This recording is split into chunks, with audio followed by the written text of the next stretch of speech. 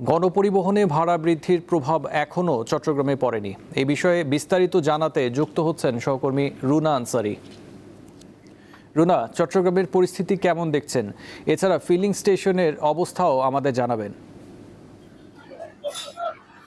আসিফ, আমরা চট্টগ্রামের বেশ কয়েকটি ফিলিং স্টেশনে সকাল থেকে ঘুরে দেখেছি। গত 3 দিন ধরে কিন্তু চট্টগ্রামের ফিলিং স্টেশনের পরিস্থিতি অনেকটা স্বাভাবিক হতে শুরু করেছে এবং আমরা এর আগে যে দীর্ঘ লাইন ঘন্টার পর ঘন্টা যে অপেক্ষা সেটি কিন্তু এখন নেই বললে চলে।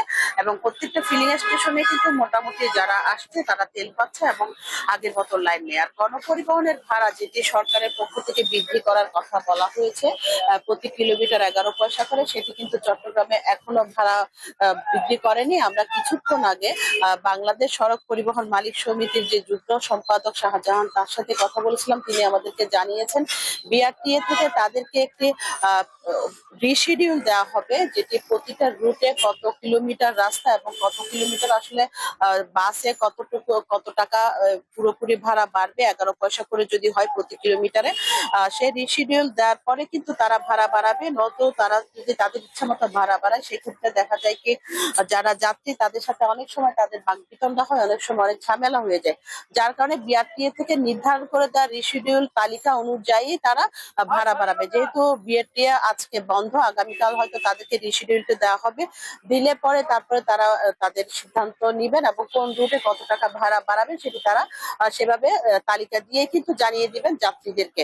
এছাড়া আমরা যদি বলি, এখানে গণপরিবহন বলতে লোকাল যে বাসগুলো, লোকাল যে মিনি হলার এবং ছোট ছোট যে বাসগুলো, সেগুলো কিন্তু খুব একটা ডিজেলে চলে না। সেগুলো বেশিরভাগ ছোট বাসগুলো কিন্তু যেগুলো গ্যাসেতে চলে, সিএনজিতে, যার কারণে সেগুলো ভাড়া বাড়ানোর কোনো সুযোগ নেই।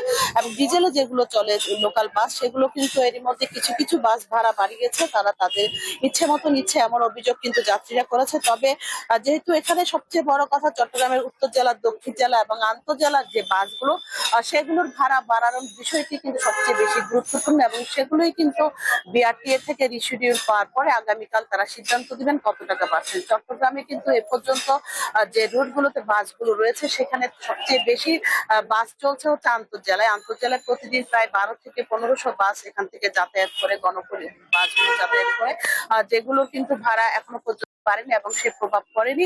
আমি আরেকটা বিষয় জানিয়ে রাখি, যিনি বাংলাদেশ সড়ক পরিবহন মালিক শ্রমিক ইউনিয়নের যিনি নেতা, তিনি যেটি বলেছেন সেটা হচ্ছে সরকার যে গাড়িগুলোতে প্রতি কিলোমিটার তার জানা মতে চট্টগ্রামে কিন্তু 52 সিটের বাস নেই।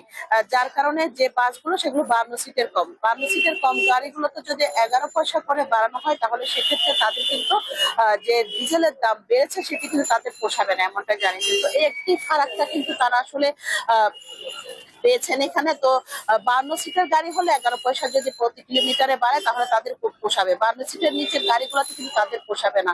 এটা নিয়ে তারা পরবর্তী কোনো তাদের সিদ্ধান্ত তারা বাংলাদেশ যে সড়ক বিভাগ আছে তাদের সাথে কথা বলে জানাবেন। তো চট্টগ্রামে কিন্তু ভাড়া বৃদ্ধির ব্যাপারে এখনো পর্যন্ত পরিস্থিতি তেমন কোনো ধরনের এখানে প্রভাব পড়েনি এবং আগামীকাল যদি তারা বিআরটিএ থেকে রিশিডিউল পায়, তাহলে তাদের ভাড়া নির্ধারণ করবে এবং নির্ধারণ করার পরে কিন্তু তারা বলতে পারবে আসলে কতটুকু ভাড়া বাড়াচ্ছে বা কতটুকু ভাড়া বাড়ছে না।